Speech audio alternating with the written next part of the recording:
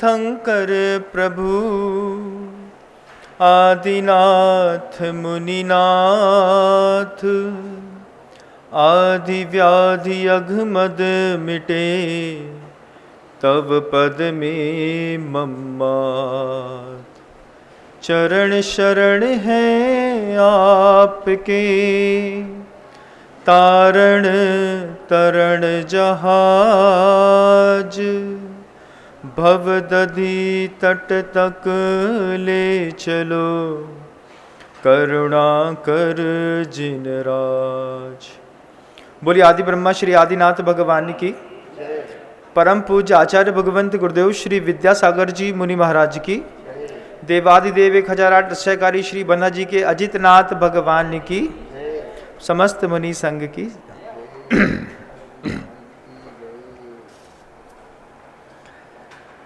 युग की आदि का समय था बंधुओं, भोग भूमि का अवसान हो रहा था, कर्म भूमि प्रारंभ हो रही थी। आदिनाथ भगवान उसी समय तृतीय काल में मोक्ष चले गए। जब वो इस सृष्टि पर अवतरित हुए, अवतरण के पश्चात आदिनाथ स्वामी को इस बात का आभास हो गया था कि आगे आने वाला समय बहुत विचित्र होगा। आदमी में हृदय में सरलता तो होगी, लेकिन वह सरलता अज्ञान मिश्रित होगी। आदमी पे इतना विश्वास करेगा, आदमी में ही क्या हर जीव में इतना विश्वास करेगा और उस विश्वास का कोई गलत फायदा उठाएगा। तब राजा की पर्याय में आदिनाथ प्रभु ने 6 षटकर्म का उपदेश दिया। षटकर्म के उपदेश में सर्वप्रथम आदिनाथ भगवान के मन के अंदर जो बात उठी थी कि जितनी सरलता से और जितने सुव्यवस्थित उपलब्ध भोगों को भोग करके अभी तक लोगों ने जीवन जी लिया है, अब आगे कर्म भूमि में ऐसा संभव नहीं है। कर्म भूमि में व्यवस्थाएं बदलेंगी, फिर लोगों के मन के अंदर वस्तुएं न मिलने के कारण संक्लेश पैदा होगा। सबसे पहले आदिनाथ प्रभु ने संघर्ष को उद्देश्य बना करके 80 की विद्या सिखाने का प्रयास किया। तलवार हाथ में दी, उसके पहले तलवार कभी दुनिया में बनी नहीं थी, तलवार की जरूरत भी नहीं थी, लेकिन आदिनाथ प्रभु ने दिव्य ज्ञान से देखा कि आगे चल करके जीवन में संघर्ष बहुत होगा। उस संघर्ष से रक्षा करने के लिए आपको तलवार तो उठानी ही पड़ेगी। सबसे पहले संघर्ष कर सकें आप, इसलिए तलवार को सामने हाथ में दे करके एक ऐसा शिक्षण दिया, उस शिक्षण का कालांतर में भले हमने दुरुपयोग किया हो, लेकिन आदिनाथ प्रभु के मन के अंदर वो भाव था कि जीवन संघर्षमय, अब संघर्ष तो होगा। कभी जानवरों से होगा, कभी इंसान का इंसान से होगा। उस समय सिंह के दांतों में क्रूरता नहीं थी। कैनियन टीथ जो होते हैं लंबे लंबे, ये लंबे लंबे सिंह के मुख में ऐसे लंबे दांत नहीं हुआ करते थे, वो भी बड़ा सरल प्रकृति का था। लेकिन जब देखा कि धीरे धीरे कर्म भूमि में सिंहों में, पशुओं में क्रूरता आ गई है, वे जो घर के अंदर जैसे आपके यहाँ बिल्लियाँ घूमती थी, लोगों के घर के अंदर पैंथर, चीथे और जितने अष्टापद हैं, ये सब घूमा करते थे। कोई फर्क नहीं पड़ता था उनको, क्योंकि पता था कि संघर्ष की कोई बात है नहीं, ये भी सरल है और हम भी सरल हैं। धीरे धीरे सरलता क्रूरता में बदलने लगी। आदिनाथ प्रभु ने पहले ही देख लिया कि संघर्ष भी मनुष्य के जीवन का एक श्रृंगार बनने जा रहा है, तो वो संघर्ष मनुष्य के जीवन का श्रृंगार बन सके, संहार का कारण न बने। इसलिए आदिनाथ प्रभु ने राजा की अवस्था में बहुत सोच समझ करके तलवार चलाने की शिक्षा दी। तलवार सिखा दिया, उसके उद्देश्य निश्चित कर दिए। उन उद्देश्यों को लेकर के आप तलवार उठाएंगे अन्यथा तलवार आपके घर में सिर्फ शोभा का काम करेगी। 80 की शिक्षा देने के बाद कुछ संरक्षण की आवश्यकता भी पड़ेगी, ये सोच करके आदिनाथ प्रभु ने लेखनी उठा करके कुछ लिखने और समझने की भी व्यवस्था बता दी। प्रभु जानते थे इस बात को कि समय आगे वाला ऐसा आएगा कि आदमी अपनी ही मुख से कही बात भूल जाएगा। एक ऐसा भी समय आएगा जब आदमी को याददाश्त कमजोर होगी। उस समय ही प्रभु को चिंता हुई तो उन्होंने मसीह विज्ञान भी दे दिया, लिख करके अपनी याददाश्त को सुरक्षित रखो। लोग मुझसे आकर के कई बार कॉपी में कुछ लिखवाने के लिए कहते हैं, लेकिन पूज्य मुनि श्री अभय सागर जी महाराज श्री ने बड़ी अच्छी बात कही थी। कहा था कि देखो विनम्र, ये जो रद्दी से रद्दी स्याही है, ये आदमी की याददाश्त से ज़्यादा टिकती है। इसलिए कभी भी किसी की कॉपी में कुछ लिख करके मत देना, क्योंकि एक बार लिख करके तो दे दोगे, 10, 5, 20, 15 साल बाद अपने ही लिखे शब्द बेमानी लगेंगे। जब शब्द बेमानी लगेंगे, लेकिन आप उन शब्दों को मिटा नहीं पाएंगे। वो शब्द लिखे हुए आपके जीवन में जीवन भर आपका पीछा नहीं छोड़ेंगे। लोग बोलेंगे इतने बड़े महाराज हैं, देखो क्या लिख के दिया था। इसलिए कभी भी किसी को कॉपी में लिख करके कुछ मत देना। ये बात 2006 में ही बड़े महाराज श्री ने कान में एक बार सिखाई थी। आज तक वो जीवन में संगनी का काम कर रही है। उनकी बातें कि कोई कितनी भी अच्छी बात पूछना चाहता है, मैं बोल देता हूँ, लेकिन मैं लिख करके नहीं दे सकता। लिख करके दिया, अब वो हमारे शब्द कभी जीवन में पीछा नहीं छोड़े।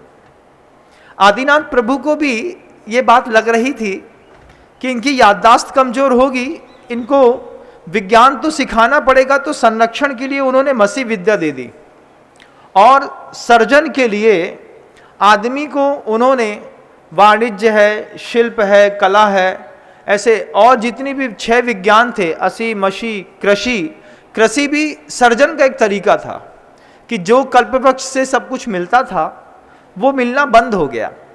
अब आपको मनुष्य को खुद सर्जन करना पड़ेगा, खुद अपने हाथ से विज्ञान का प्रयोग करना पड़ेगा, और अपने लिए भवन भी बनाने पड़ेंगे, अन्न भी उगाना पड़ेगा, सारी चीज़ों की कला कौशल आपको खुद सीखना पड़ेगा। इन 3 शब्दों के कारण प्रभु आदिनाथ ने षटकर्म का उपदेश दिया, संघर्ष के लिए, सर्जन के लिए और संरक्षण के लिए। षटकर्म के उपदेश से 3 बातें मंथन में निकल करके आई कि जीवन में संघर्ष कभी खत्म नहीं होने वाला है। अब वो चाहे आप अपने भाई से करें, पड़ोसी से करें, पड़ोसी देश से करें, या स्वयं के अपने परिणामों के साथ करें, लेकिन संघर्ष तो होगा, संरक्षण भी करना होगा, और सर्जन भी प्रत्येक मनुष्य का नैतिक कर्तव्य और अधिकार है। उसको अपने जीवन को व्यवस्थित रखने के लिए कुछ ऐसा सर्जन भी करना पड़ेगा। बंधु, आप देखिएगा उन लोगों को जो खूब संघर्ष करते हैं और संघर्ष के साथ साथ दिमाग में बहुत सारी चीज़ों को संरक्षित करके तो रख लेते हैं, लेकिन सर्जित करने की कला नहीं सीख पाते हैं, वो जीवन में अवसादग्रस्त हो जाते हैं। इतना पढ़ा महाराज जी, कोई काम नहीं आया, लगता है आत्महत्या कर लें। महाराज श्री जिंदगी के 20 साल पीएचडी पास आउट होने के बाद ही ऐसे निकल गए, आज बुढ़ापे की उम्र में डिप्रेशन में जा रहे हैं, ये सोच करके महाराज जिंदगी यूं ही निकल गई। आप अगर अपने लिए भी, अपने स्वयं को संतुष्ट करने के लिए भी कोई सर्जन की कला नहीं सीख पाए हैं, ये सर्जन नहीं सीखने के कारण आपको अवसाद जरूर होगा, लगेगा पूरी जिंदगी बर्बाद हो गई। आदमी भले आत्महत्या ना करे, लेकिन आत्महत्या करने का भाव जीवन में हजारों बार अपने मन के अंदर पैदा करता है। आप खुद देखिएगा, आपका विवेक जो है, गुरुदेव से पूछा किसी ने कि ज्ञान में सुख है कि अज्ञान में सुख है। गुरुदेव कहते हैं न ज्ञान में सुख है न अज्ञान में सुख है। कई बार ज्ञान नहीं होता है तो आदमी सुखी रहता है, कई बार आदमी के पास ज्ञान आता है तो सुखी होता है। वास्तव में सुख तो विवेक में है, न ज्ञान में है न अज्ञान में है। आप लोगों भी देखिएगा बंधु कि सर्जन की कला हम सीख ना पाए, हम कुछ नहीं कर पाए जिंदगी के 20-25 साल, शादी करने के बाद, विवाह करने के बाद, व्रत लेने के बाद, साधु बनने के बाद, साध्वी भगवंतों की पर्याय में आने के बाद जिंदगी का जवानी बुढ़ापे में परिवर्तित हो गई और कुछ सर्जित नहीं कर पाए। अफसोस होता है इस बात का कि पूरी जवानी बर्बाद चली गई। तभी अंत समय की भावना में रामचरित उपाध्याय जी ने जो रत्नाकर पंचविंशतिका लिखी है, उसमें कवि रत्नाकर के शब्दों का हिंदी अनुवाद करते हुए लिखा है, अंत समय में व्यक्ति के भावनाओं के अंदर इस चीज का अवसाद सबको होता है। किस चीज का होता है? शुभ तीर्थ के उद्धार आदि कार्य कर पाए नहीं, नर जन्म पारस तुल्य निज मैंने गवाया व्यर्थ ही। ये शब्द हैं प्रत्येक मनुष्य के, जब बिल्कुल थक करके चूर हो जाता है, गिर जाता है, लाश के जैसे चुपचाप बैठा रहता है। 6 घंटे से बब्बा कुर्सी पे बैठे हैं, क्यों? कोई उठाने वाला नहीं है। तब वो बब्बा की आत्मा भी सोचती होगी, शुभ तीर्थ के उद्धार आदि कार्य कर पाए नहीं, नरजन्म पारस तुल्य निज मैंने गवाया व्यर्थ ही। व्यर्थ में चला गया, धोने में, पोंछने में, धोने में, पहुंचने में, जिसके संगारों में मेरा यह महंगा जीवन घुल जाता, अत्यंत असुचि जड़ काया से इस चेतन का कैसा नाता। आप खुद देखिए ना, मतलब कितनी सुंदर पंक्तियां लिखने वाले ने लिख ली है। उतनी ही सुंदर आत्मा अगर इस बात को समझ जाए तो जिंदगी में सौंदर्य और बढ़ जाए। लेकिन संघर्ष बढ़ता रहा, संरक्षण बढ़ता रहा।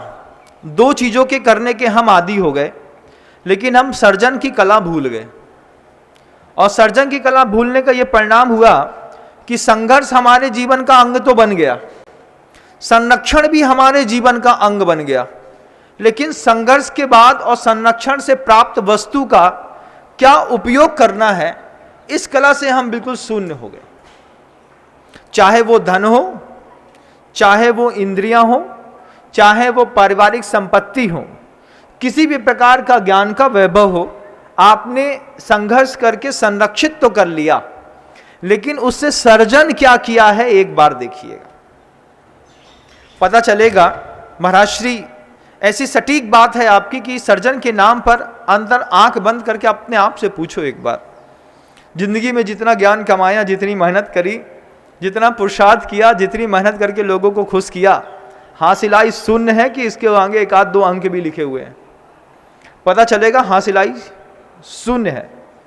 शून्य है हासिलाई बंधुओं। तभी तो 22 साल तक आप बेटी का लालन पालन करते हैं, 24 साल तक आप अपने, 26 साल तक, 28 साल तक अपने पुत्र को ऊर्जा देते हैं। जिस समय आप इस बात को एक्सपेक्ट करते हैं कि अब बच्चा मेरा साथ देगा, हासिलाई शून्य आता है कि नहीं? आता है ना। जब उस बच्चे के लिए माँ ने अपना दूध दिया, माँ ने अपनी गोदी में उसकी शौच कराई, साफ सुथरा किया, माँ ने उसको शिक्षा दी, पहली बार आरती उतार करके, बलैया लेकर के, मंदिर जी का टीका लगा करके जब पहली बार माँ ने स्कूल भेजा होगा, उस समय माँ की क्या भावना रही होगी कि मेरा बच्चा पहली बार स्कूल जा रहा है। स्कूल की ड्रेस पहनाई होगी, भगवान का गंधोदक लगाया होगा, एक मंदिर का टीका लगाया होगा, माँ ने प्यार से 2 बच्चे के गाल में पुच्ची दी होगी, मेरा बेटा जा अच्छे से स्कूल में पढ़ के आना। उस सौंदर्य को आप महसूस करिए बंधु।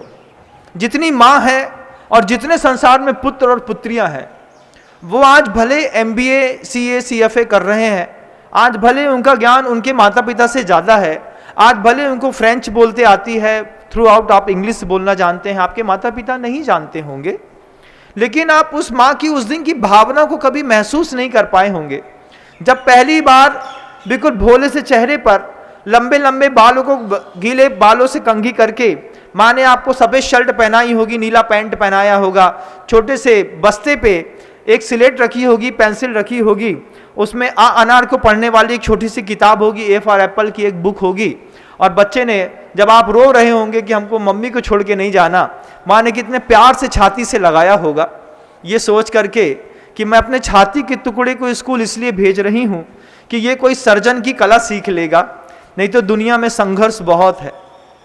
आपके जीवन में संघर्ष सहज हो, इसलिए माँ ने कितनी व्यवस्थाएं की, पिता ने कितनी व्यवस्थाएं की, हासिलाई शून्य उनके हाथ में आखिर आ ही गया। जब आप 22 साल की 24 साल की उम्र में प्लेसमेंट लेकर के जॉब करने के बहाने अमेरिका चले गए, यूरोप चले गए। आज पिता को बस इस बात का सुख है, किसी से पूछते हैं बेटा क्या करता है, बोले कनाडा में जॉब करता है महाराज जी, 2 करोड़ रुपए का पैकेज है, बहू भी वहीं रहती है, नाती भी वहीं रहता है, बड़ा खुश है महाराज जी, वीडियो कॉल में रोज बात कर लेते हैं। लेकिन जब रात में छाती में दर्द होता है तो पीछे सहलाने वाला कोई हाथ नहीं मिलता महाराज जी। उस तकलीफ से पीड़ित होकर के आदमी साधुओं के पास इन आश्रमों में आते हैं, आकर के भावना रखते हैं कि भगवान पुत्र भले वहां रहता है, पुत्र का सुख नहीं है, पुत्र के मोह का सुख है बस आपके पास। पुत्र तो आपके हाथ से उसी दिन चला गया जिस दिन आपने इंजीनियरिंग बेस में उसको डाला था, और पहली बार में उसके दिमाग में ये बात फीड कर ली थी कि बेटा बिजनेस हमने बहुत कर लिया है, तुम्हें तो जॉब करना है। उसकी मेंटालिटी भी सेट हो गई, वो जॉब के बहाने एक बार विदेश का गया। अब उसका भी तो परिवार है, उसकी भी पत्नी है, उसके भी बच्चे हैं। जैसे आपको अपना बच्चा अच्छा लगता है, आपके बच्चे को भी उसका बच्चा अच्छा लगता है। आप अपने बच्चे के लिए तड़पते हैं, वो आपका बच्चा अपने बच्चे के लिए तड़पता है। तो वो साइकोलॉजी है, इंडियन साइकोलॉजी। हमने बच्चे पालने की कला तो सीखी है, लेकिन कभी पिता को पालने की कला नहीं सीखी।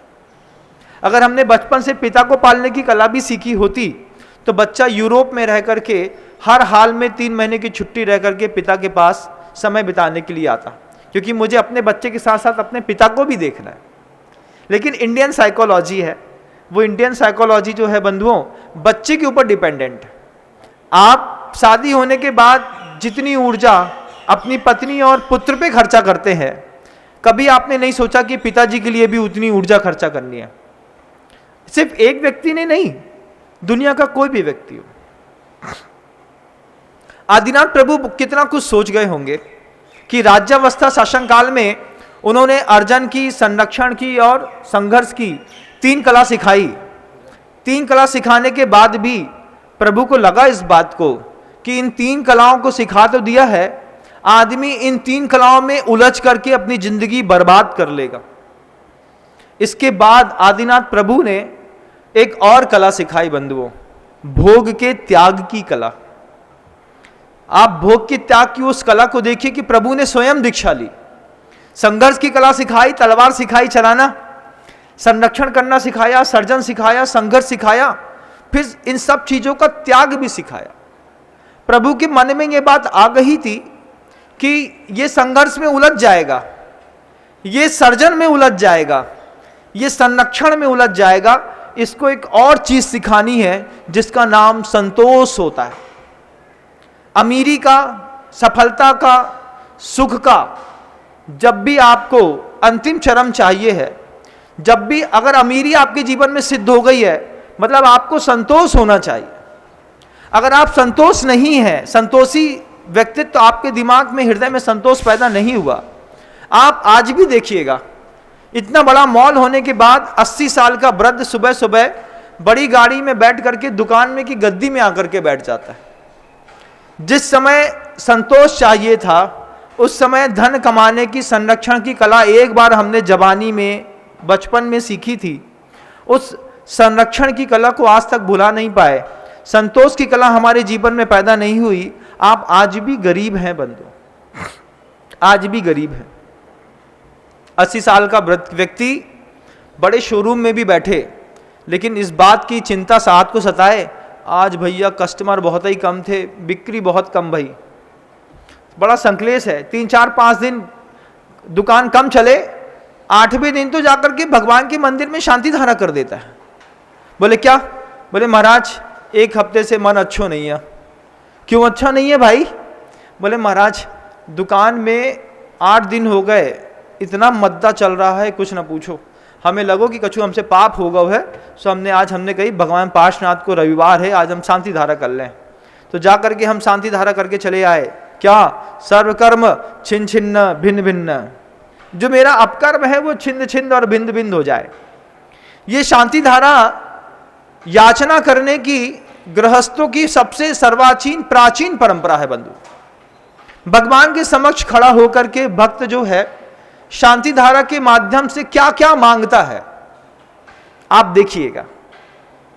जो लोग ये कहते हैं कि भगवान के दरबार में आकर के कुछ मांगो मत, मांगने पर कुछ नहीं मिलता है, मांगने पर भगवान नहीं देते हैं, मांगना जैन शासन की व्यवस्था नहीं है।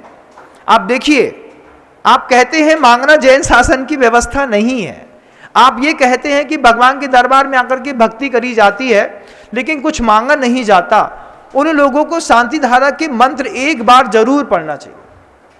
शांति धारा के मंत्र में आपने आयु मांगी है, आरोग्य मांगा है, ऐश्वर्य मांगा है, यश मांगा है, आपके शरीर में लकवा हो गया है, अपस्मारिम छिंद छिंद बिंद बिंद आपने पढ़ा है, आपकी खेती खराब नहीं हो, फसल खराब नहीं हो, इसलिए आपने शांति धारा के मंत्रों में पढ़ा है, पत्र मारिम पश फुल मारिम फल मारिम शस्य मारिम धान मारिम छिंद छिंद बिंद बिंद छिंद छिंद बिंद बिंद। बार बार आप बोलते हैं। आप ये भी बोलते हैं कि मंदिर जी में आकर के भगवान के सामने कुछ मांगना नहीं है, और आप प्रतिदिन आकर के भगवान की शांति धारा भी करते हैं कि शांति धारा में आप कौन सी प्रार्थना करते हैं मुक्ति की, आप बताइएगा मुझे। शांति धारा में कोई मुक्ति की प्रार्थना है क्या? ओम ह्रीम श्रीम क्लीम एम अरहम बम बम मम मम हम हम सम सम तम तम पम पम बम बम झम झम झाम झाम झीम झीम छीम छीम द्राम द्राम द्रीम द्रीम द्रावय द्रावय नमो रते भगवते श्रीमते ओम ह्रीम मम पापम खंडय खंडय दह दह पच पच पाचय पाचय। ये क्या है? मेरा पाप जो मैंने अपकर्म कर दिया है जल जाए, पच जाए, पाचय शीघ्रम कुट कुट, जैसे बिल्कुल टुकड़े टुकड़े होकर के आप किसी चीज को फेंक देते हैं, ऐसे वो फिक जाए, दह दह। ये शब्द क्या है? अगर आपको ऐसा लगता है कि प्रभु जी की जिनबिंब या जिनालय में आकर के जैन शासन के व्यक्ति को किसी भी प्रकार की याचना नहीं करनी चाहिए, किसी भी प्रकार की कोई चीज नहीं मांगना चाहिए, सबसे पहले उस व्यक्ति को अपने घर के अंदर से शांति धारा करना बंद करनी पड़ेगी। शांति धारा तुम्हारे भिकमंगनेपन का सबसे बड़ा उदाहरण है। शांति धारा यह बताती है कि भगवान के मस्तक पर, भगवान के यंत्र के ऊपर शांति धारा करके हम गृहस्थ हैं, अपने संसार को सुरक्षित रखना चाहते हैं भगवान, इसलिए हम शांति धारा करने आए। क्या लिखा उसमें? आरोग्य ऐश्वर्य सदा बढ़ता रहे, वृद्धिरस्तु, क्या क्या, कुल गोत्र धन धान्य सब बढ़ता रहे। आपने धारा छोड़ रहे हैं आप भगवान के आगे, मैं मानता हूं, लेकिन आप जो शब्द बोल रहे हैं उन शब्दों में जाकर के उस शब्दों की ताकत को, अर्थ को समझने का प्रयास करिए। जब आप एम करते हैं, क्लीम करते हैं, रम रम बम बम मम मम हम हम करते हैं, ये जितने भी बीजाक्षर हैं, कोई परमेष्टि वाचक है, कोई लक्ष्मी लाने वाला है, कोई वाणी को प्रखर करता है, कोई शरीर में तेज पैदा करता है, किसी व्यक्ति से आपके उदर शूल की पीड़ा नहीं होती है, इस तरीके के ये मंत्र हैं बंधुओं, इस तरीके के मंत्र हैं। क्या इस तरीके की याचना करना जैन शासन की पूजन पद्धति का अंग है कि नहीं है? आप स्वयं सोचिएगा। जो लोग आपसे कहते हैं या फिर जिन लोगों का ऐसा विचार है कि प्रभु जी के सामने आकर के कुछ नहीं मांगना चाहिए, उन लोगों को शांति धारा को बहुत ठंडे दिमाग से बैठ करके एक बार पढ़ना भी चाहिए, और फिर ये कल्पना करनी चाहिए कि आज के बाद हम संकल्प करते हैं कि जीवन में कभी भी बीतरागी प्रभु के ऊपर शांति धारा नहीं करेंगे। शांति धारा में क्या है आप खुद देखिएगा, पुस्तक उठाइए, उसमें हिंदी भी लिखी है। आपको संस्कृत के शब्दों पे मान लीजिए आपका उपयोग नहीं जाता है, तो आप हिंदी के शब्दों से देखिएगा, फिर आप देखिएगा कि किस तरीके के आपकी याचक दृष्टि आज से नहीं बरसों से चली आई है।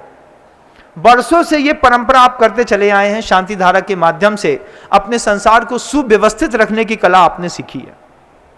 और उसके बाद और भी कई प्रकल्प हैं जिसमें आप शांति धारा के साथ शांति कलश भी स्थापित करते हैं, जो बंधा जी के अश्चर्यकारी अजितनाथ भगवान के दरबार में पूर्णिमासी के दिन स्थापित किया जाता है। बंधुओं, मात्र माह में एक दिन मिलता है जब आप अपनी उस शांति कलश की स्थापना करके अपने हृदय में उत्पन्न होने वाले क्षोभ को शांत करने के लिए कुछ ऐसे उपक्रम करते हैं, विशेष स्थान का प्रभाव रहता है। जैन शासन भाव प्रधान है, जैन धर्म भाव प्रधान है, ऐसा स्पष्टता आप कह नहीं सकते। आपको ऐसा कहना चाहिए कि जैन धर्म कथनचित भाव प्रधान है। उसमें कथनचित शब्द को और लगाइएगा। जैन धर्म कथनचित भाव प्रधान है। फिर कैसा है तो जैन धर्म? जैन धर्म कथनचित द्रव्य प्रधान भी है, जैन धर्म कथनचित क्षेत्र प्रधान भी है, जैन धर्म कथनचित काल प्रधान भी है।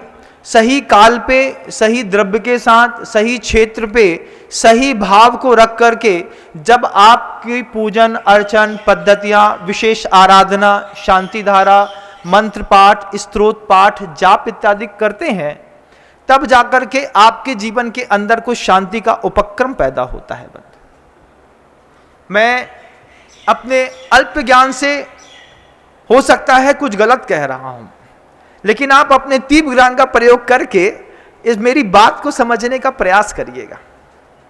जिन लोगों को भी ऐसा लगता हो, उस बात को वो देखे कि शांति धारा वास्तव में किस चीज के लिए आप करते हैं। क्या वह आपकी याचक दृष्टि नहीं है? आपको लगेगा कि महाराज साफ साफ दिखाई दे रहा है, एक एक शब्द में एक ही बात रखी जा रही है कि कैसे मेरा संसार सुरक्षित रहे।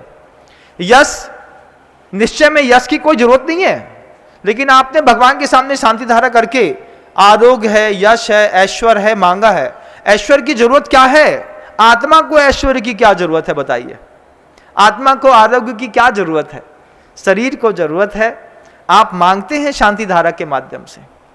प्रभु आदिनाथ ने इस बात को बहुत अच्छे से देख लिया था कि इनको मैंने संघर्ष, इनको मैंने संरक्षण, इनको मैंने सर्जन की कला तो सिखा दी है, लेकिन अभी इनके जीवन में संतोष की कला नहीं आई। और जब तक संतोष की कला नहीं आवे, गौजन, गौधन, गजधन, बाजधन और रतन धन खान, क्या शब्द हैं आप देखिए ना, मैंने लिखे नहीं है, आगे आने वाले पूज बड़े बड़े गुरुओं ने लिखे हैं। गौधन, गजधन, बाजधन और रतन धन खान, जब आवे संतोष धन, सब धन धूल समान। अपने जीवन में महसूस करिएगा आप, 80 साल की उम्र में मरता हुआ व्यक्ति पैसे के लिए पागल है, उसको गाना गाना चाहिए इस बात का, जब कब आवे संतोष धन, यह धन धूल समान। मंदिर के अंदर बैठ करके नमोकार मंत्र की माला फेरो या ना फेरो, लेकिन गद्दी के अंदर भी बैठ करके दुकान में अगर एक बार चिंतन किया इस बात का कि कब आवे संतोष धन भगवान, 80 साल निकल गए, पूरे बाल सफेद हैं, नकली दांत लगवा लिए हैं, रोज तीसरे दिन जाकर के रम्मू नाई के यहाँ जाकर के रोज खिजाब लगवा लेते हैं। दादाजी आप तो बहुत स्मार्ट दिखते हैं। अरे अबे हमारी उम्र ही का है। बोलने में दादाजी को बड़ा अच्छा लगता है, लेकिन वो दादाजी कभी ये नहीं सोचते कि कब आवे संतोष धन, कब। जिनसेन स्वामी को 8 वर्ष की उम्र में आ गया, आपको कब आएगा? 60 में, 65 में, 70 में, 80 में, कब आए संतोष धन? वो संतोष भी किन किन चीजों पर चाहिए? महाराज धन के संतोष की बात कर रहे हैं। हाँ, मैं धन के संतोष की बात कर रहा हूं, लेकिन पहले बताना चाहूंगा कि आप धन किसको समझते हैं? पैसे को? मैं तो आंखों को धन समझता हूं, स्पर्शन इंद्रिय के सुख को धन समझता हूं, मेरे कान सही काम करते हैं, मैं इसको धन समझता हूं, मेरी जिह्वा दिन में एक बार भोजन करती है, मैं इसको भी अपना धन समझता हूं, मैं इस शरीर को भी अपना धन समझता हूं। उपात्त परिग्रह है, अनुपात परिग्रह है, जिसको छोड़ा नहीं जा सकता। पांचों इंद्रियों को भी धन समझिएगा। और फिर पांचों इंद्रियों के पीछे का जो पागलपन है, सुबह आंख खुलती है तो रात में 12 बजे तक बंद होने का नाम नहीं लेती। बोलो, पूछो आंख बंद करके मंदिर के अंदर जाके दुकान में बैठ करके, कब आवे संतोष धन। रील्स देखते देखते 3 GB का डाटा कब गायब हो गया पता नहीं चला। 3 बार उसने अलर्ट भी दिखाया होगा, उसके बाद भी आप अपनी परीक्षा का फॉर्म तो सबमिट नहीं कर पाए, लेकिन फालतू की चीजें देखने में आपने अपना पूरा नेट पैक खत्म कर दिया। अपने अंतर्मन से पूछो एक बार, भगवान कब आवे संतोष धन। महाराज बोलते हैं, जब आवे संतोष धन, सब धन धूलि समान। मैंने तो कह दिया, आगमकारों में, ग्रंथकारों ने ग्रंथों में लिख दिया, लेकिन प्रैक्टिकली लाइफ में जहां आप रह रह के मेरी बात सुन रहे हैं, वहां पर एक बार पूछो तो सही। पति को देखो, वो हबसी पति है, रात को 12 बजे पत्नी को डांट करके बोलता है कि मुझके मेरे लिए गरम पराठे बनाना पड़ेंगे।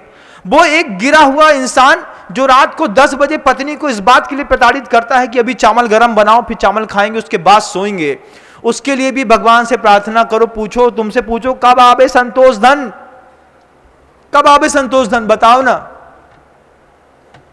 पहले तो जब घर में थे तो बहुत अच्छी व्यवस्था चलती थी। मां ने 6:15 बजे खाना बना करके तैयार करके रख दिया।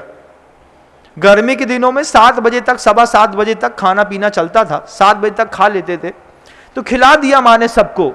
अब मान लीजिए किसी को 9 बजे आना है, तब तो उन्होंने सब्जी हॉट पॉट पे रखी, पराठे रखे, पापड़ रखा, अचार रखा, जो भैया जी को खाना है, भैया आए सो खा ले हैं। देवर को भैया कहते हैं घर के अंदर, भैया का खाना है, भैया खा लेंगे, नहीं तो हमारे मुंह से आप समझो ब्रह्मचारी भैया रात में खा रहे हैं। बोले भैया का मतलब देवर को भाई कहते हैं, भैया कहते हैं। बोले जो भैया जी को खाना है वे आके खा ले हैं। अब उनने कढ़ैया उल्टी करके मांझ मूंझ के रखी, तो कितनी भी कोशिश कर ले आदमी, भाभी थोड़ी सी मंगौड़ी बना दो, 2 पापड़ तल दो, अरे भैया जी सब कर दो, तुम तो खा लो भैया, भैया जी अब कल सवेरे कर दे हैं, अब काय गुत्ते से लाने कढ़ैया चढ़ा रहे। 5 बार में समझा तो दिया लेकिन कढ़ैया नहीं चढ़ाई। और अभी अगर कढ़ैया ना चढ़ाए तो महिला को कढ़ैया में चढ़ा दिया जाता है। ऐसे लोगों के लिए पूछना, एक बार अपने परिवार में अपने पति से पूछना, रात में 9 बजे जब तुम्हारा पति खाना खा रहा हो, 10 बजे गरम सब्जी दाल फ्राई करवा के खा रहा हो, मुसलमानों के घर के जैसे जब तुम जैनों के घर में रात को 11 बजे कुकर की सीटी बज रही हो, तब पत्नी एक बार पति के मूड में जाकर के पूछे कब आवे संतोष धन तुमको, भैया कैसा करते हो तुम। वो महाराज देखो अपने कमरे में बैठ करके तुम्हारी हैसियत और औकात जान रहे हैं कि तुम अपने घर में ऐसा कर रहे हैं। एक बार पूछना कब आवे संतोष धन। महिलाएं भी अपने आप से पूछें कब आवे संतोष धन। किसका किसका धन है बंधुओं, जिसको भी आप धन समझते हैं, जो जिस चीज में आपकी अत्यासक्ति बन गई है, जिस चीज में आप बहुत स्पीड पर दौड़ने लगे हैं, उसके लिए अपने आप से पूछना कब आवे संतोष धन। आंखों से देखने की ऐसी गंदी आदत पड़ गई है कि दुनिया भर के काम जो जरूरी हैं और जो नहीं भी हैं वो सब देखते हैं। आदिनाथ भगवान ने देखा कि संघर्ष होगा जीवन में, उन्होंने सूत्र दिए हैं। उन्होंने कहा है कि गृहस्थ जो होगा वो भोग को छोड़ नहीं पाएगा। आप गृहस्थ हैं, साधु हैं, भोग छोड़ दिए हैं, उनकी साधना है, ठीक है, लेकिन गृहस्थ तो साधु जैसी साधना नहीं कर सकता ना। गृहस्थ क्या करेगा? गृहस्थ तो अपने घर में रह करके भोग भोगेगा। किसी भी भोग को नहीं छोड़ूंगा महाराज, कोई बात नहीं, आप एक भी भोग मत छोड़िए, लेकिन भोग की शुद्धि निश्चित करिए। 5 इंद्रिय के भोगों की शुद्धता निश्चित करिए आप बंधुओं, बस कि 5 इंद्रिय के अशुद्ध भोग नहीं भोगूंगा, 5 इंद्रिय के शुद्ध भोग भोगूंगा, कोई बात नहीं है। आपको स्पर्शन इंद्रिय का सुख चाहिए है भोगने के लिए, आपको संसार में आपकी पत्नी दी गई है, बस इतना सा नियम ले लीजिए, अशुद्ध भोग नहीं भोगूंगा। स्पर्शन इंद्रिय संबंधी अशुद्ध भोग में आपने जैसे अशुद्ध भोग को छोड़ दिया, घर की पारिवारिक व्यवस्था बहुत सही हो जाएगी। पत्नी को किस बात का गम है कि महाराज हम तो यहां लौकी खा के जी रहे हैं और हमारा पति 5,000 रुपए की थाली पड़ोसन को खिला रहा है, इस बात का अफसोस है। लेकिन जिस दिन आप सीख जाएंगे कि महाराज ने भोग भोगने के लिए मना नहीं किया, मैं नहीं बोलता आप साधु के जैसी साधना करिए, मैं ये भी नहीं बोलूंगा कि आप 5 इंद्रिय का एक भी विषय मृत्यु से पहले छोड़ दीजिए। छोड़ने तो सौभाग्य की बात है, लेकिन नहीं भी छोड़ पाए तो भी भोग की शुद्धि निश्चित करिए बंधु। आंख के भोग की शुद्धि निश्चित करिए। जब परमात्मा ने, प्रकृति ने, पुण्य ने मुझे एक सुंदर सुशील पत्नी दे दी है, तो फिर मैं अपने आंख से भोग की शुद्धि निश्चित का संकल्प लेता हूं कि दूसरे की पत्नी को अपनी बहन मानूंगा। आप जैन मत बनिए, लेकिन गुड मैन जरूर बनिए। भोग की शुद्धि करने पर आप एक गुड मैन कहलाने पड़ेंगे। जितने भी बड़े बड़े लोग हैं आप देखिएगा, कभी भी किसी से भी कितने अदब और लहजे में बात करते हैं।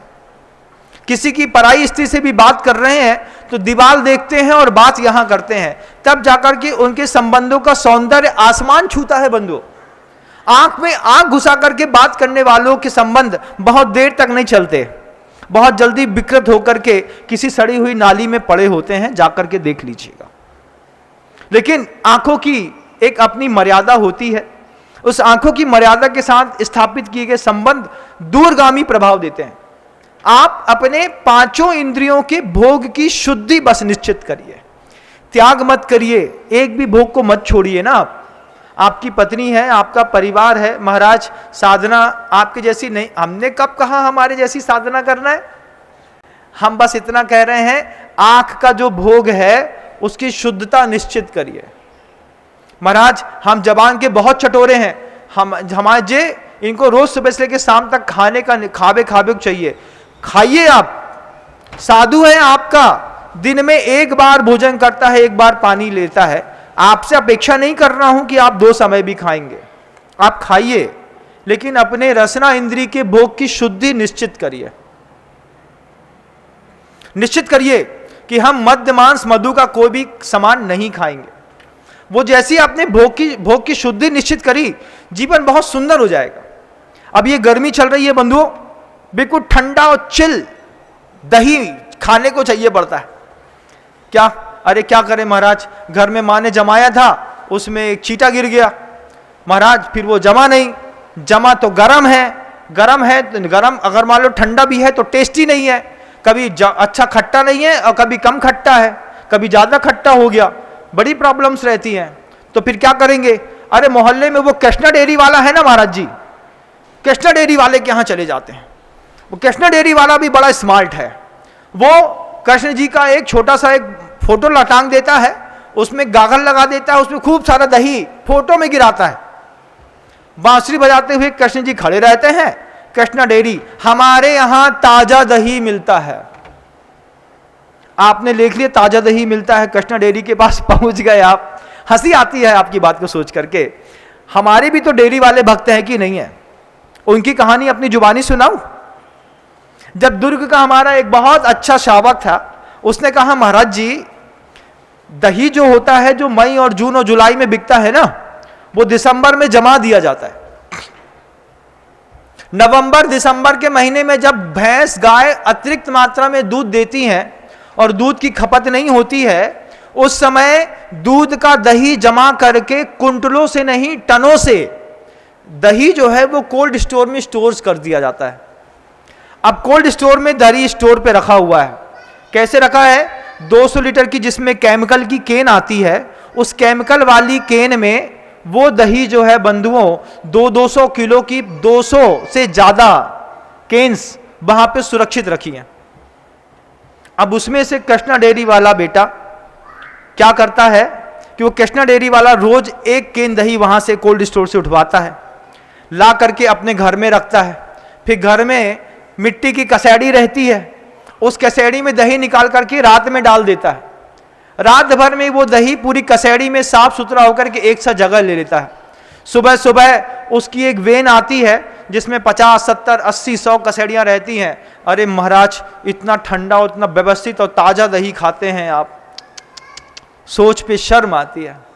आपके अज्ञान मिश्रित धर्म में शर्म आती है बंधु। जब आप बाजार का पनीर खाते हैं, जब आप बाजार का दही खाते हैं, आपको पता होना चाहिए उसमें दही का टेस्ट तो दिखाई दे रहा है, लेकिन मांस का पिंड है वो। इतने मांस, इतना ज्यादा उसमें जीव उत्पत्ति हो चुकी है कि उसमें bill bill bill bill bill bill bill bill कर रहे हैं, आंख से दिखाई नहीं दे रहा। हम लोभी मनुष्य, खट्टा खाना है, ठंडा खाना है, लस्सी पीनी है, बाजार की लस्सी जाकर के चट्ट करके 8 रुपए की, 15 रुपए की, 50 रुपए की पी करके चले आए। हम चले आए और आकर के अपने आप शांति से बैठे हुए हैं ये बात को सोच करके कि अरे हमारे घर में तो सारी सुख सुविधाएं हैं।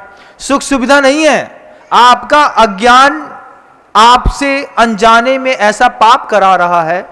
ये पाप का कर्म जब आप भोगेंगे, जब उदय में आएगा, तब पता नहीं चलेगा बंधु।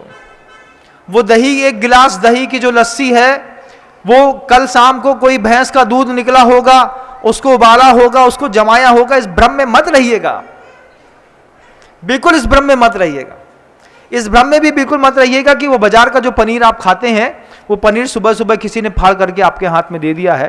कितने सारे केमिकल्स रहते हैं। मैं कहना चाह रहा था भोग की शुद्धि रखिए, भोजन करिए, लस्सी पीना है पीजिए, उसमें कौन सी बात हो गई। पत्नी को बोलिए, पत्नी के लिए आप गाय का दूध ला करके 5 लीटर अलग से दे दीजिए, गर्मी है 2 लीटर दूध ज्यादा दिया करो। उसको समझा दो हमको अच्छा चिल चाहिए है, अच्छा ठंडा चाहिए है, बर्फ डाल के चाहिए है, वो बना के देगी ना आपको। लेकिन इस बात की तो गारंटी रहेगी कि कल शाम का दही जमी है, अभी सुबह हमने आपको दे दिया, 24 घंटे से पहले जमाए हुए दही का उपयोग कर लिया तो बहुत अच्छी बात है। लेकिन वो बाजार के दही के साथ हल्दीराम का भुंजिया का पैकेट डाल करके जब आप घर के अंदर लाल मिर्ची डाल के पराठा खाते हैं, उस समय आपकी भोग की पूरी शुद्धि नष्ट हो चुकी होती है। आप क्या करते हैं आप जानिए, मुझे क्या दिखाई देता है मैं मात्र उतना बताने का प्रयास कर रहा हूं। आदिनाथ प्रभु ने इस बात को कहा कि तुम भोग छोड़ ना पाओगे, लेकिन 5 इंद्रिय के भोग की शुद्धि का संकल्प लो, पहली बात। उसके बाद प्रभु बहुत अच्छी बात कहते हैं कि भोग की शुद्धि का संकल्प तो लो ही लो, साथ साथ भोग भोगने वाली देह की शक्ति का भी अवलोकन करते रहो। भोग भोगने की शक्ति नहीं है, शरीर साथ नहीं दे रहा है, इंद्रियां बिल्कुल शिथिल हैं, फिर क्या कर रहे हैं, अरे कुछ नहीं महाराज, एक 30+ का कैप्सूल लिया नहीं कि पूरा शरीर अपडेट रहता है। आपने एक कैप्सूल खा करके, कोई गोली खा करके, किसी चाकर के अपने शरीर को भोग की शक्ति के लिए बार बार प्रेरित किया है।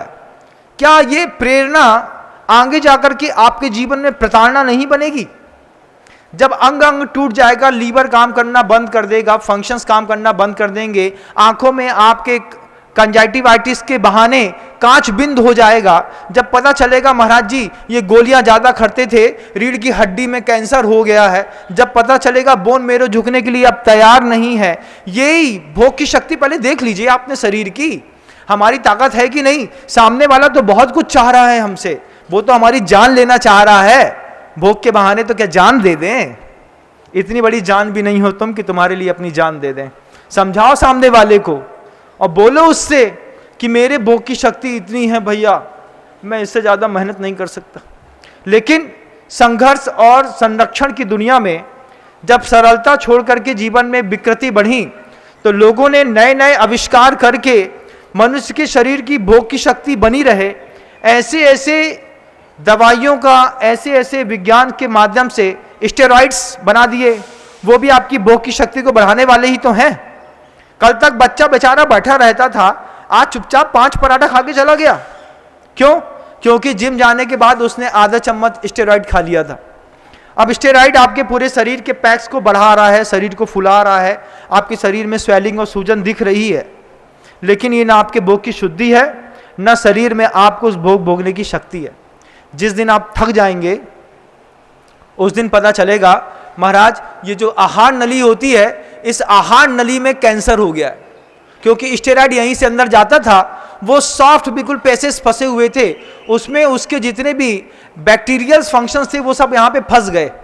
आज लाख कोशिश करने के बाद भी निकल नहीं रहे हैं, अब आत्मा को इस शरीर से निकलना पड़ेगा।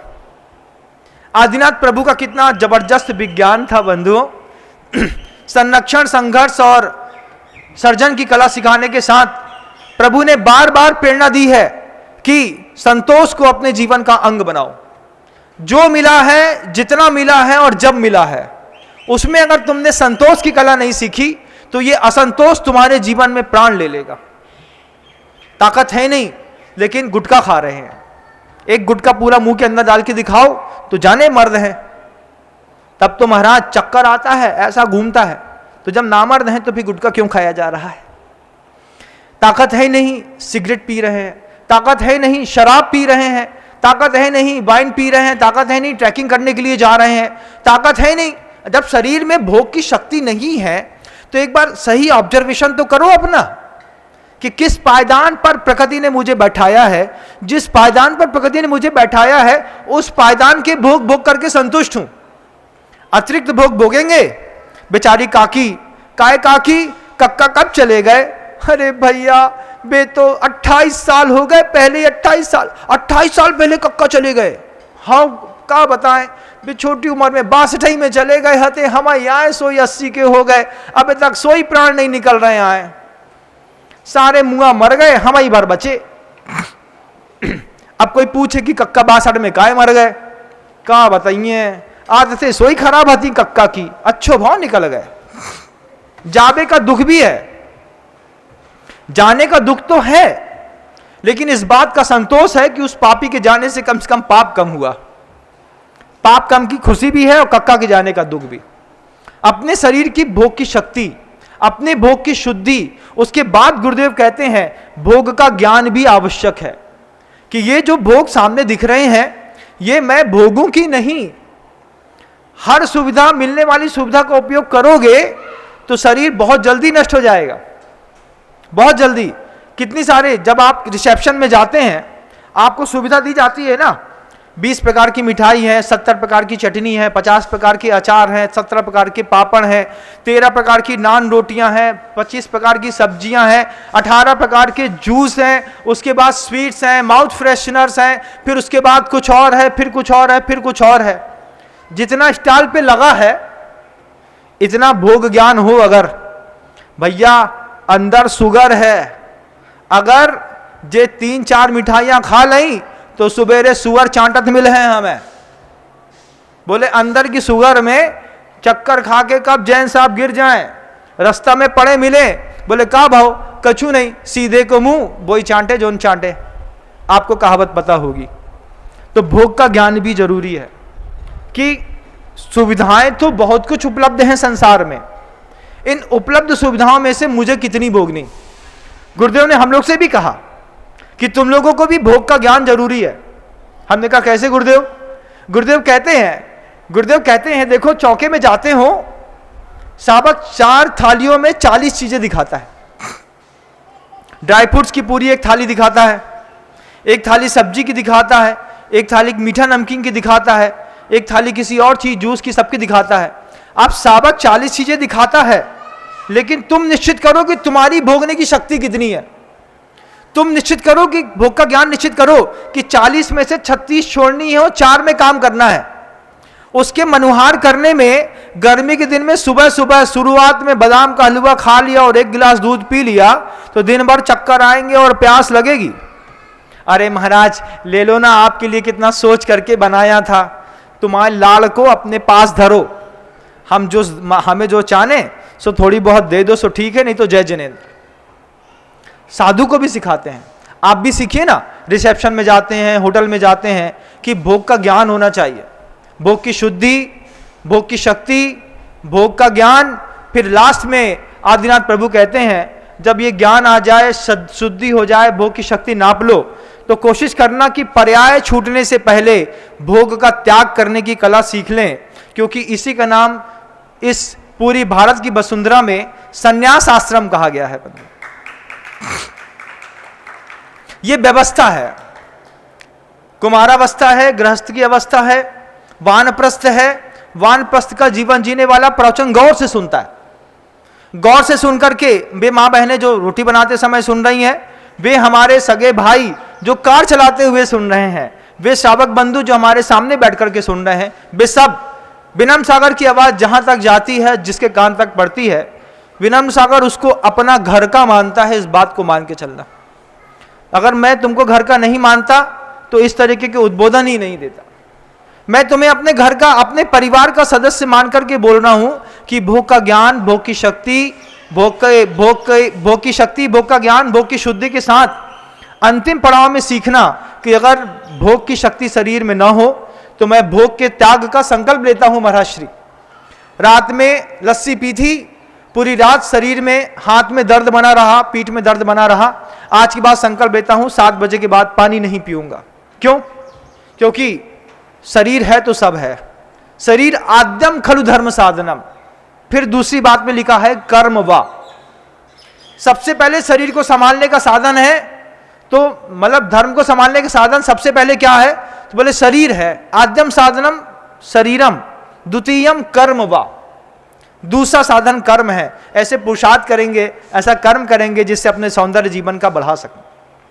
शुरुआत मैंने जिन शब्दों के साथ की थी, अंतिम शब्दों के साथ वो बात कहना चाहता हूं कि पूज्य गुरुदेव कहते हैं श्रद्धावान लभते ज्ञानम। आपकी स्कूलों में सिखाया गया होगा, आपकी स्कूल का सूत्र होगा कि जितना पढ़ोगे उतना ज्ञानी बनोगे। लेकिन हम जिस स्कूल में पढ़े हैं उस स्कूल में सिखाया गया है श्रद्धावान लभते ज्ञानम। श्रद्धा है और आस्था है तो एक प्रवचन आपके पूरे जीवन की धारा बदल सकता है। श्रद्धावान, श्रद्धा और आस्था के साथ जो ज्ञान प्राप्त होता है उसी को ज्ञान कहते हैं। पढ़ने वाली रटंतु तोता वाले ज्ञान को ज्ञान नहीं कहते। उस तोते को हमने खूब देखा है जब कम्मू चाचा सिखाते थे, बेटा दूध रोटी चित्रकोटी, दूध रोटी चित्रकोटी, राम राम राम राम राम राम राम राम। तोता पढ़ता रहता राम राम राम राम, और जब उसकी कोई गर्दन दबाता, जब राम की जरूरत पड़ती तब बोलता टाए टाए टाए टाए। क्यों बेटा? जब कुछ नहीं था जीवन में, सारा सुख था, तब तो राम राम बोल रहा था, और जब राम की जरूरत थी तब टाए टाए। अब टाए टाए से तो कोई बचाएगा नहीं। ऐसी हमारी जीवन शैली बन गई है बंधुओं। अपने आप को जितना कुछ मैंने देने की कोशिश करी, आपका चूंकि समय होने को आया, कल पुनः प्रयास करूंगा। रोज मिलता हूं मैं, कभी कभार एक आध दिन कभी चूक जाता हूं, उसमें भी श्रावकों को आकुलता हो जाती है कि गुरुदेव का आज प्रवचन नहीं आया है। गुरुदेव की जैसी असीम अनुकंपा होती है, जितनी विचार शक्ति जात पाती है वहां तक देने का, सोचने का प्रयास करता हूं। एक अंतिम एक बहुत अच्छा संस्मरण गुरुदेव का सुना करके बात को विराम देता हूं। एक बार पूज्य गुरुदेव से रामटेक का पंचांग 2013 का हुआ। 13 का पंचांग होने के बाद जब पंचांग पूरा कंप्लीट हो गया, खत्म हो गया, तो बहुत सारे श्रेष्ठी लोग रुके हुए थे रामटेक में। जहां हम लोग के जंगल जाने की रास्ता थी, उसी रास्ते की जगह में बहुत बड़े खेत में 12-15 एकड़ के खेत में पंचांग संपन्न हुआ था। तो रोड से हम लोग जब भी पंचांग खत्म होने के 8-10 दिन बाद ये टेंट वगैरह पूरे उखड़ रहे होते हैं, पल्ले खुल रहे होते हैं, जब जम रहा होता है तब तो बहुत अच्छा लगता है, लेकिन जब उखड़ रहा होता है वो वैराग्य का दृश्य गिने चुने लोगों ने देखा होगा। हम लोग रोज लगातार 8-10 दिन से देख रहे थे। तो एक निर्मल जी झांझरी करके दीमापुर नागालैंड के रहने वाले व्यक्ति हैं। उन्होंने मुस्कुराते हुए गुरुदेव से शौच से लौटते वक्त पूछा कि गुरुदेव, थोड़ी मजबूत कड़ी आवाज है, गुरुदेव ऐसा बताइए। क्या बताइए?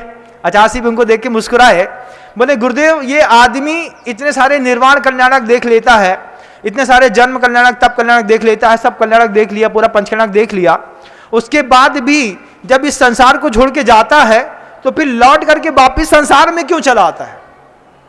जब हमने जीवन में धर्म ध्यान किया है तो लौट करके हम फिर संसार में क्यों चले आते हैं? जब निर्मल जी झांझरी ने इस बात को पूछा, गुरुदेव ने लाजवाब उत्तर दिया। बंधु, गुरुदेव का क्या उत्तर था? ऐसे बोलते हैं, झांझरी जी ये देखिए ये टेंट है ना, टेंट खुल रहा है। उसी समय रामटेक के पंचकड़ा खत्म हुआ था, टेंट खुल रहा था। बोले इस टेंट में 8 दिन पहले तक दुनिया के लोग जा रहे थे, अब इस टेंट में कौन जाएगा? अब इस टेंट में कौन जाएगा? झांझरी जी के पास जवाब नहीं था। तो पूज्य गुरुदेव कहते हैं अब इस टेंट में एक बार खाली होने के बाद टेंट में सिर्फ वो व्यक्ति जाएगा जिस व्यक्ति का सामान वहां पर छूट गया होगा।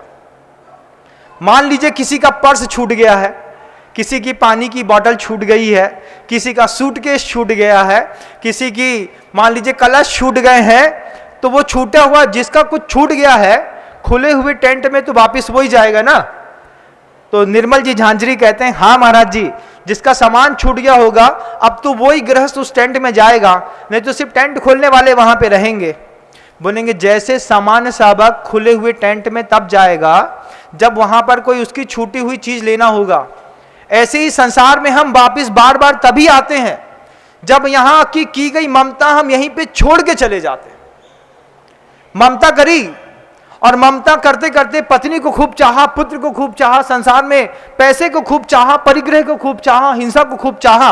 अब उस चाहत को जब तक हम छोड़ेंगे नहीं, उस ममता को छोड़े बिना जो जीव आगे की यात्रा पे निकल जाते हैं उनको लौट करके अपनी ममता का पर्स उठाने के लिए संसार में फिर पर्याय बदल करके आना पड़ता है।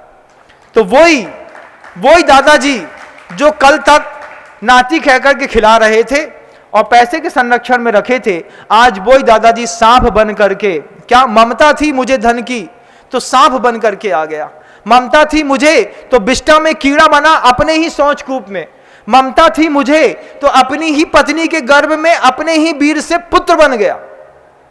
ये ममता का तो परिणाम है।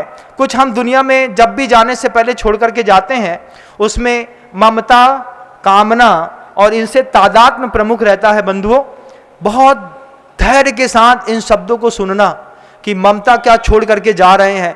किसी के साथ ममता करना ठीक है, लेकिन ममता के साथ तादात्म्य बनाना गलत है। ममता का तादात्म्य गलत है, कामना का गलत है।